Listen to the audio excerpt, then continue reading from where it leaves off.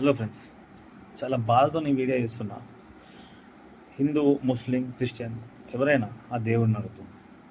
వీళ్ళు పొద్దుగానే లేవగానే ఒక న్యూస్ ఫ్రెండ్స్. అల్లా, ఏ అల్లా నిన్నే అడుగుతున్నా దేవుడా, నిన్ను చూడడానికి వచ్చారు కదా హైదరాబాదీ వాసులు. నా హైదరాబాదీ వాసులు 18 మంది వచ్చిళ్ళు అక్కడికి. వాళ్ళు చచ్చిపోతారని తెలియదా యాక్సిడెంట్లో? ఎందుకు చంపినాం? ఇవాళ సాయంత్రం మా ఫ్యామిలీలో మా మామయ్య చనిపోయిండు. చాలా మంచోడు. ఆ తల్లి, ఆ భార్య ఆవేదన నీకు తెలియదా? ఎందుకు చంపినాం మా మామయ్యను? ఏ శివుడా చెప్పు. 10 సంవత్సరాలు నిండని పాపని మానభంగం చేసి చంపుతున్నారు. ఆ తల్లి ఏడుపులు నీకు వినవలేదా? దేవుడా నిన్నే. అర్ధరాత్రి 4 కుర్రాళ్ళు ఒక అమ్మాయిని కిరసనాయిలు పోసి చంపుతున్నారు. ఆ తల్లి ఏడుపులు నీకు వినవలేదా? నేను మొక్కుతూ ఉంటారు కదా, ఒక్క పొద్దులు ఉపవాసాలు ఉంటారు కదా.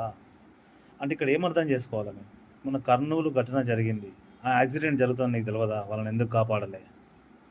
పాల్గాన్ దాడి, ఈ సునామీలు ఇవన్నీ వస్తాయని తెలియదా? నీకు తెలియకుండానే ఈ బాంబు దాడులు జరుగుతున్నాయా ఈ దేశం మీద? అంటే ఫ్రెండ్స్ ఏంది, మమ్మల్ని రక్షించడానికి నువ్వు లేవా? అంటే మమ్మల్ని రక్షించడం నీ ప్రొఫెషన్ కాదు అని మేము అనుకోవాలా? అంతేనా చెప్పు.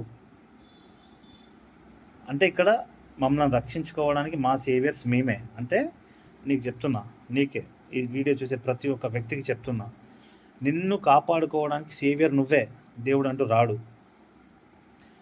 ఇక్కడ నేను చెప్పేదంటే ఏంటంటే ఫ్రెండ్స్, ఇక్కడ జంతువులు క్లారిటీగా ఉన్నాయి వారి జీవితం.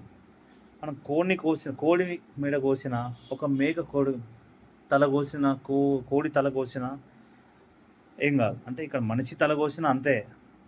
కోడి మెడ కోసిన దేవుడు రాడు, మనిషి మెడ కోసిన దేవుడు రాడు. నీ జీవితాన్ని నువ్వే రక్షించుకోవాలి.